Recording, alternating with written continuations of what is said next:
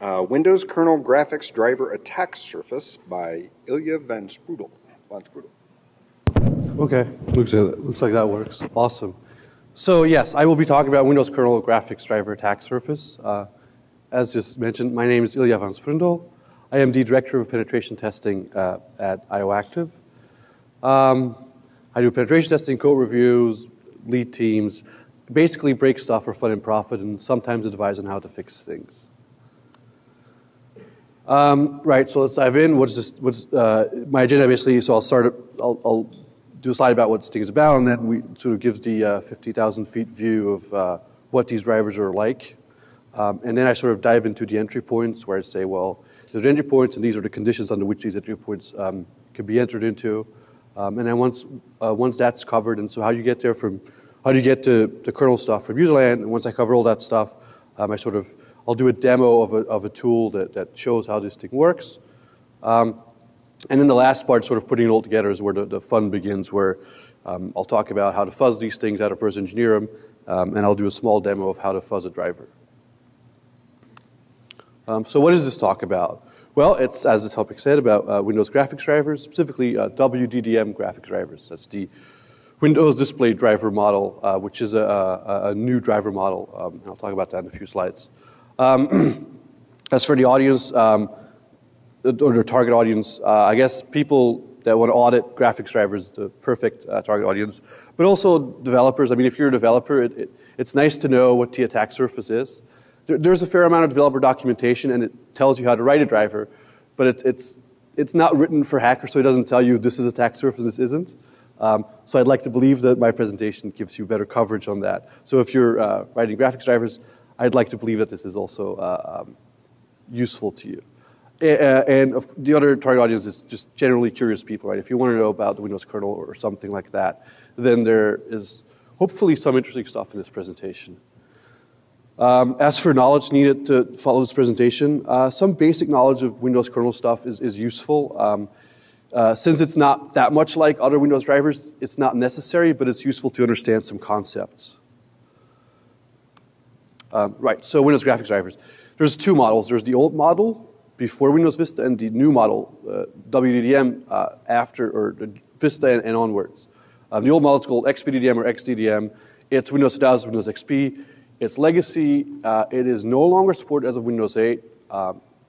And it's not stuff I'll cover in this presentation. It looks completely different, and so I'm not covering it. I will be covering the attack surface for WDDM drivers, or Windows Display Driver model. And so the first version of that came out with Vista, and then when 7, a more evolved version came out. In Windows 8, they added a bunch of new features, and 8.1, a number of other features got added, like Miracast and those kind of things. I won't obviously describe the entire model because we'll be here a week from now. But I will describe the parts that are interesting from a security perspective alone. If there's anything like driver-wise that you have questions about or not quite sure about, the documentation is actually pretty good. It just doesn't focus on the security part. So before we dive into specifics, who actually makes these things? Because it turns out there's a pretty large number of graphics drivers. Obviously, the individual hardware vendors, right?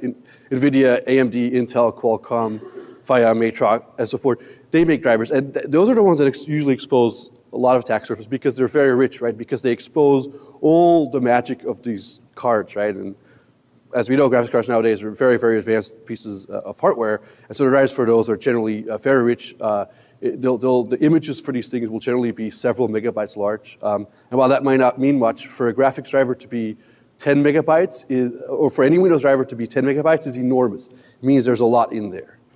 So that obviously those are the drivers that we know. There's others. Obviously there's the basic fallback. This is sort of the bare minimum display driver. This comes from Microsoft. This comes in box with Windows. If you have no graphics drivers, you fall back to this. There isn't much there. I've looked. I wouldn't worry too much about those. It does the bare minimum.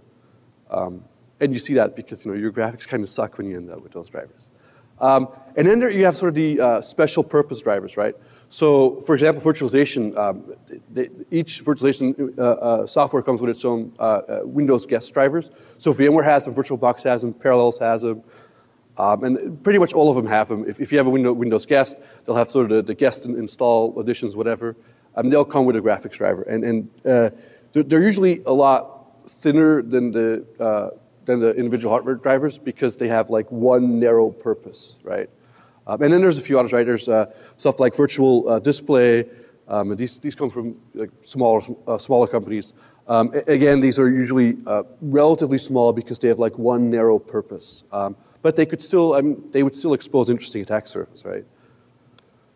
Okay, so let's talk about WDM. WDM is sort of, it's a split model where as much of the driver as possible runs in userland, and then the bits of the driver that can't run in userland end up in kernel. At least that's how WDM was designed. And so there's this model where userland talks to kernel, and I'll talk about that interface in a lot more depth later on. And so this move was done for stability and reliability. And I found this really, really awesome quote on MSDN about why it was done. It says, in Windows XP, display drivers, which are large and complex, can be a major source of system instability. These drivers execute entirely in kernel mode, deep in the system code, and hence a single problem driver will often force the entire system to reboot. Basically, you get a blue screen, right, if something goes really wrong. It says, according to crash analysis data collected during the Windows XP timeframe, display drivers are responsible for up to 20% of all blue screens. That is throughout the Windows ecosystem, right? 20%, and that's with the old model, XPDDM, right? Because everything ran in kernel, and so one single mistake anywhere, you get a crash. And so WDM set out to change that and said, well, what we're going to do is we're going to take as much as we can, move it into userland, and then if you get a crash there, then the process just crashes, and you could restart, and it starts over. But you don't take the system with you. And only the parts that have to run in kernel, the things you can't do from userland, the privileged stuff, only that will run in kernel. It's not to say that the userland drivers don't have interesting attack surfaces. I mean, they do, right? There's encoders and decoders in there. They can have like binary planting attacks. Some APIs may be indirectly exposed through the web, through stuff like WebGL. So the user mode stuff still has interesting attack surface, but it's not what I'll cover in this presentation. I'll only focus on the kernel mode stuff, where we know where the interfaces are relatively well defined, and we know we can pick and point and say that's attack surface. So this is kind of what it looks like. This is a rough view, though. But if you take, so if you take any piece of like a program, this will be your program, and then it will go out, and this will be the direct 3D stuff, and this will be your OpenGL interfaces, and this will be your OpenGL installable client driver, and so this is the userland graphics driver stuff, right? And they all end up calling, because they have to go to their kernel driver. They end up going to Win32K, and it's very, very thin. It's just a syscall layer. It's 5 instructions basically. It goes into userland, does syscall, and then once the syscall is done, it returns back. And then obviously GDI, it's relatively thin, but it has to do marshalling and validation and capturing all that stuff. So some things do happen here.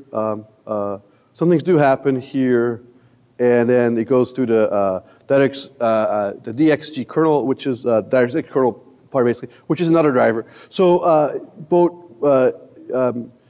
Win32K.sys and DJ and DXG kernel or sys are drivers, but they're really essential parts of Windows. But it's part of the graphics subsystem, so it's technically not part of the kernel or like the core kernel because it's not NTOS. But Windows won't do anything without these things. So they're pretty much always there. And then the DX kernel basically ends up calling into this thing, which is the graphics driver, which is the attack surface, which is what we're going to discuss. But this is sort of a rough overview. There's a lot of layers in between all of this, though. But I think this is more or less captures it. So what does WDM KBD driver looks like a skeleton? What's the bare minimum you have to do, right? Somebody writes one and they put it in front of you and say, start auditing. What does it look like? Well, it'll look like, there'll be lots of other stuff in there, but this is it won't do anything without this, right? And this basically means you start off making a driver entry function, which is the way any Windows driver starts. Technically, it doesn't have to be called driver entry. You can give it a different name and have to jump through a number of hoops and it'll still work, but they're pretty much all called driver entry because it's convenient. And then what happens is you fill out the structure called driver initialization data, which basically holds a number of callbacks that say, well, if the user's going to do this graphics operation, or this graphics operation, or this graphics operation, or a number of which, then the Windows indicator does this, and the DX kernel will go to your driver and say, it's this operation, then it's this callback for this driver, and it'll call your callback, right? And then once you have that structure filled out, you call DXGK initialize, and that function basically goes to the DX kernel and says, hey, here's my set of callbacks. Now you know about them. When somebody does this operation, find the right callback and call back into me. So the interesting thing about this is that you, unlike almost any other driver in Windows, there are no IRPs, there are no ioctls. It's nothing like WDDM. You never pass the I/O manager. None of that stuff is is there for a graphics driver. It has its completely different path. There's a very similar variant of this, which is basically so you can make a kernel-only display driver where you have no userland equivalent, and it's a fairly similar callback model, a fairly similar function to call, a fairly similar struct to fill out, but the callbacks are slightly different depending on which operation happens. So this callback, the structure that I spoke of, obviously contains a large number of callbacks. It's 40 or 50, maybe 60, very, very large number. As a security guy, I'm only interested in the things that expose attack surface, right? What is it that I can call from userland where I can pass like raw bytes that I know it's going to parse, right? That's the stuff you care about, right? And so there's sort of there are things that you have very little control over as an attacker. Things that'll happen because so-and-so needs to happen, but you don't get to pass it into data, right? So from a hacker's point of view, we don't care about those callbacks, right? And then there's some where you have some indirect control over some things, and may or may not be interesting depending on what the driver does and how it does these things. And then sort of the third category is sort of where you get to be like, hey, here's a blob of data, and I can pass you 2 gigabytes of bytes, and it'll just parse, right? That's the stuff we care about, right? That's the attack surface. So that's what we're concerned about, and that's what I'll talk about.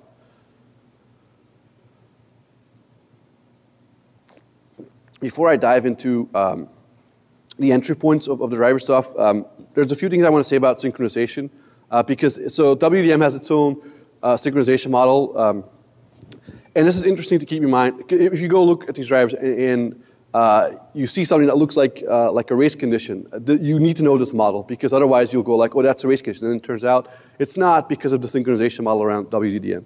So this is interesting. There's 4 levels to it, and they call them level 3 to level 0. So level 3 is the most restrictive, and level 0 is pretty much wide open. So level 3 is sort of you can't be doing anything basically, right? Only a single thread may ever enter. The GPU has to be idle. There's no DNA buffering process. All video memory has to be evicted from CPU. So basically, if the card's doing anything, you're sitting there blocking until nothing's happening. So 3 is very restrictive. 2 is pretty much the same, except video memory doesn't have to be evicted to the host CPU. 1 is sort of way more liberal in the sense that depending on which thread and from which code pad gets called into it, it gets divided up in these classes, and from each class only 1 thread may enter, and then 0 is basically like completely re-entered. Right? Anybody can call whenever they want. However, and this is interesting to know because even in this liberal 0 level, concurrency is allowed, but no 2 concurrent threads belonging to the same process may enter. And that's interesting when you think about race conditions, because a lot of cases you'll have these resources that are shared among a process, so different threads will have the same resource, but different processes won't share them. So you'll have a lot of these things that look like a race condition, even though something may be called under synchronization level 0, it just won't be a race condition because of the way it was designed. Okay, so now that we have the entry points, the synchronization stuff out of the way, let's dive into the entry points. I went over I went over a list of them, and they're fairly well documented on MSDN. If you want to know, you can go over them and you can read them, and you'll waste a week or so trying to figure out what all of that means, and maybe longer. So I've come down to like a small list of callbacks where I can be like, yeah, that's attack surface. Like, that's where the bugs are going to be. And so basically, there's sort of four callbacks. One is escape, one's render, one's allocation info, and one's query adapter. Escape is basically the graphics driver equivalent of ioctls. Even the old model had it too, but it was slightly different, but it was the same concept. And so basically, the escapes work by basically just being like, here's a blob of data, and render obviously goes, once you've done something, you say render, and it'll render. Allocation is basically to get like some DMA buffers and stuff done. And query adapter is basically where you can go to a graphics card or the driver and say, hey, give me this kind of information, or give me this kind of information, or give me this kind of information. So before I dive into these, so one of the things I want to get or cover is not just what the entry points are, but how do you get there from userland? Because it's all nice and well to sort of have a list of these are this is your entry point, but how do you actually call into it, right? So before we get into it, I want to just give like a very small, brief look over. How do you write it, initialize a userland piece that gets to a graphics driver, right? And then once I got that, I'll go into the callbacks. And when I go into callbacks, I'll be like, okay, this is the way I'll do it is I'll say, okay, this is the kernel interface, and this is what it does and how it works and where the attack surface is, and I'll be like, and this is the userland function you call to get there, and sort of the order between these things. I know it's a little bit dry, but it's sort of the run up to the fun part, which is where you get to do the fuzzing and reverse engineering. Because if you don't know the first part, you're not going to get anywhere. If you don't know how the interface works, you can't audit it, you can't fuzz it, right? So please bear with me for, I don't know, 15 minutes maybe. The driver point initialization stuff. I'm going to assume that you have done like trivial graphics programming before in Windows userland, and what I mean is like you've used GDI, you know what a device context handle is and that kind of stuff, right? So we start off with a handle to a device context, which is in a GDI world, that's where you start off with. That's your handle to anything you want to do. If you want to print something, you use the HDC. If you want to do something graphic, you use the HDC, right? So we assume we come from GDI world, we have an HDC. From the HDC, there's sort of three steps you have to do to sort of get to the WDM driver stuff where you can really start doing stuff, right? First thing is you have to, WDM, the callbacks they don't really care about HDCs, they have what they call adapter handles. So you want to go from HDC to an adapter handle. Once you have an adapter handle, you want to get a device handle out of it. And now there's a number of things you can do once you have a device handle, but there's also a number of things you can't do until you create a context for your device. So there's basically 2 steps. Right? Once if you have an HDC, step 1 is convert HDC to adapter handle, and then create a device handle out of the adapter handle, and then get a context for that device. And it's a set of fairly simple functions that you call. And so these are the functions themselves. I haven't been able to find any program that or sample code that tells you how to do it, but the functions themselves are documented in MSDN. So you basically fill out the structure where you say, hey, here's my HDC, and then you call D3D KMT open adapter from HDC. You pass it the structure, and if it succeeds, it goes and says, okay, here's your adapter. Once you have the adapter handle, you want to get a device handle out of it, which is a similar process. You fill out a structure, you say, well, here's my adapter handle, and then you call D3D KMT create device, and if that succeeds, you basically get back a device handle. Okay. Right. So, and then the step 3 is to create a context for the device. So the previously obtained, so the device handle you now have is the stuff you pass along to most of your calls to the kernel stuff, to the kernel driver. And so in order to do anything, you need to create a device context for the device. In most cases, you need a device context. Depending on what you want to do, some things do work without a device context. But when you create a device context, things like setting up command buffers that you pass back and forth between userland and kernel, that's what happens when you create a device context. And these are all things the driver does on your behalf. Like it'll do allocations in user space on your behalf that get passed back and forth. When you create a device context, there's always some attack surface here. So when you make this call to kernel, you get to provide a pointer which says, okay, here's data, and you get to provide a size and says, okay, here's data. And it's not, so that pointer and length is up to the driver to do with it. They can do with it anything they want. The documentation doesn't say that it has to be structured anyway. It's just a pointer and a length. Most drivers I've seen at this point don't really do much with this data at this point. But it's up to the driver. So some drivers may just take that data and just implement an arbitrary protocol and start doing all sorts of parsing. So there is potential attack surface when you create a context. But it's completely driver dependent.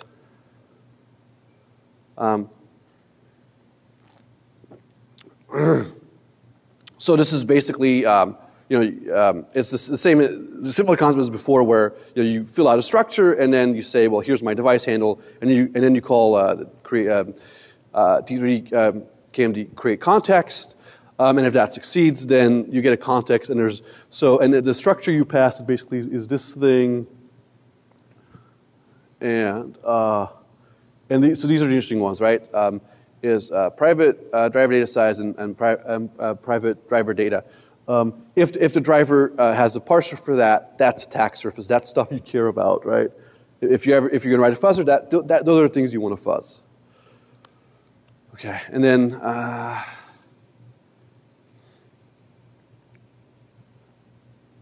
yeah. So when you're done, so these are sort of the output buffers. So this is when you create a context. The driver does a number of things on your behalf. So it'll create a command buffer, and it'll map it into your address space. So you don't get to map it, but you control it, and it's in your address space. And this is the buffer that's going to be used when you send commands back and forth between user and kernel. That's the buffer that's going to be used. And we'll talk a bit more about that later. But these are sort of allocations, stuff that happens when you create a context that the driver does on your behalf. Okay, so now that I've sort of covered the sort of, how do I actually get to talk to this thing? Where do you start? I'll talk about the 4 entry points that I mentioned previously, which is escape, render, allocation, and query adapter, right? So I'll start off with escape. The callback is called DXGK escape. And as I mentioned before, this is the ioctl of graphics drivers, right? So if you're familiar with general Windows drivers, obviously ioctl is usually the main thing where you go and look for bugs. Graphics drivers, it's escape. It's a similar concept. It's just the arguments are different.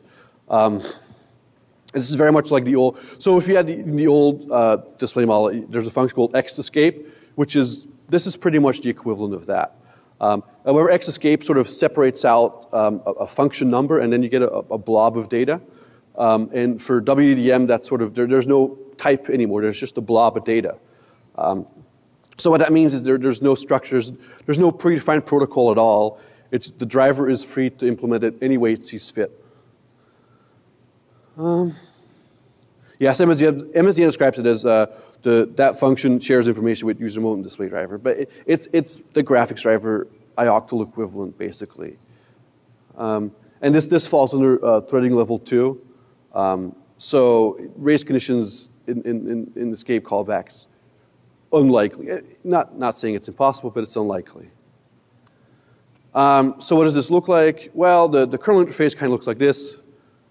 So if you're going to audit a driver, or if you have to implement one, you basically the callback will have this function, and it'll look like this. And this is the sort of the predefined how this function looks like.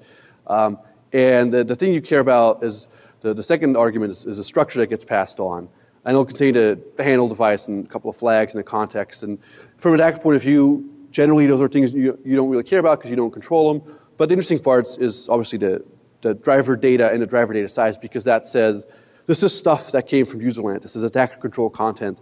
That's potential attacks. Anything that touches that has to do extensive validation, or or things will go very wrong. So yeah, a few more things about this.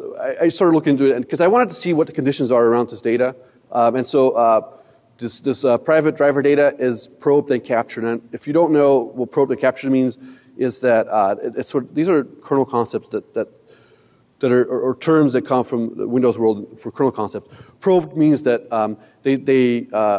before the data is handed to you, the Windows kernel has made sure that this piece of data that you pass from userland, that it's valid, and that it's in userland range, and that it's mapped and all this kind of stuff. And captures means that once they've done that, it's been mirrored into kernel address space. So what that means is that while you as an attacker control the content, you don't control the memory region itself. You can't unmap it while the driver's trying to do things. All those problems don't occur because it's probed and captured. But beyond that, you as an attacker have full control over the content.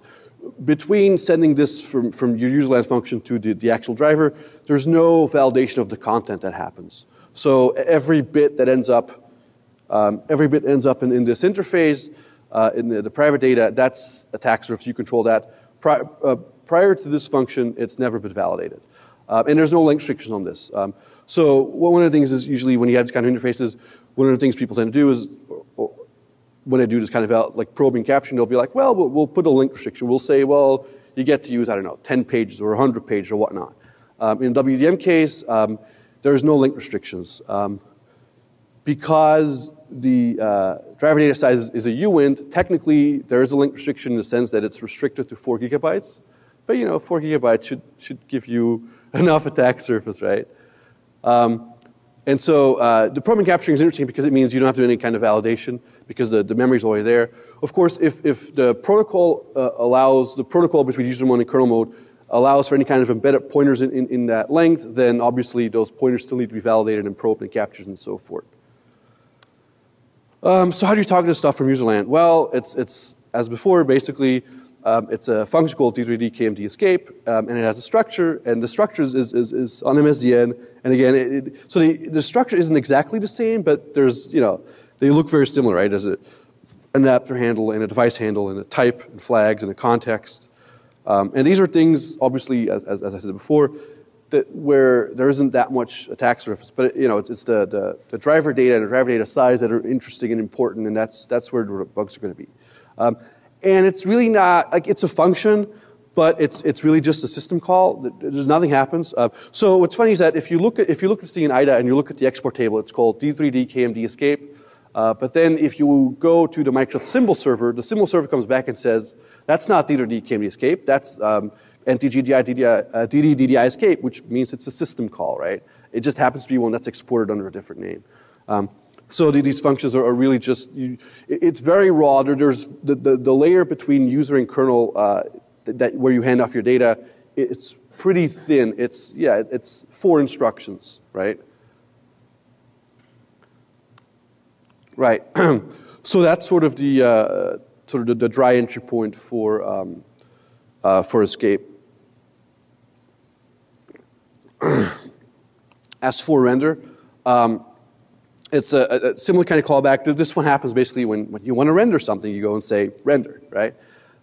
This is the hard rendering, allows using Motel GPU render from a command buffer.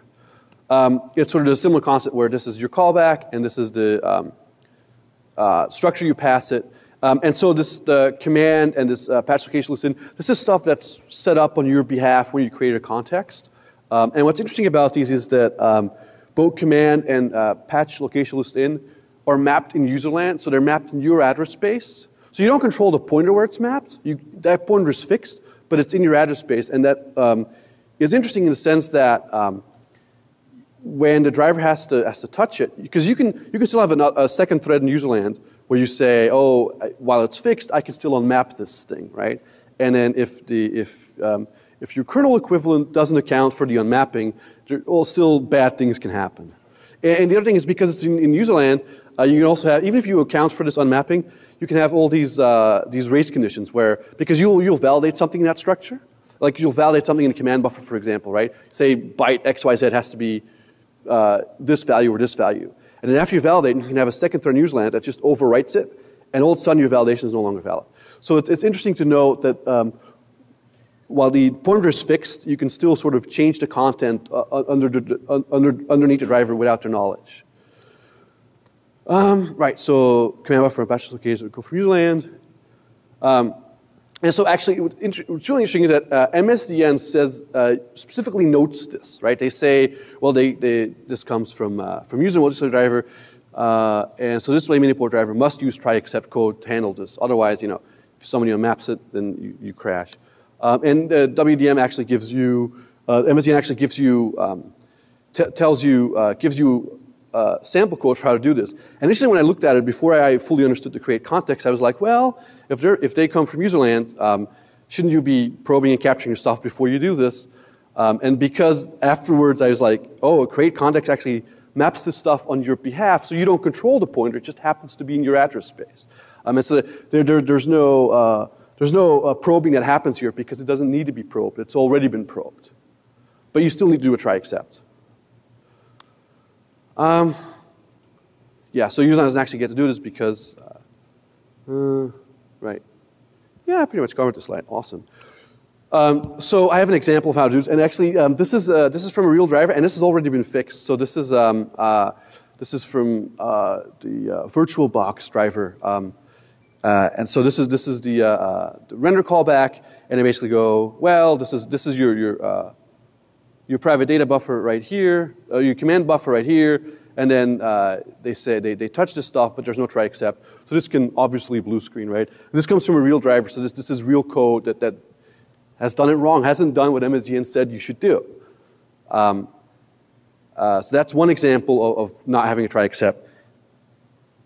That's one example. And so here's another example of the same driver in the same function where this isn't just a crash. This is sort of a this is a race condition, right? Where you get sort of a time of check, time of use condition where this pointer comes from the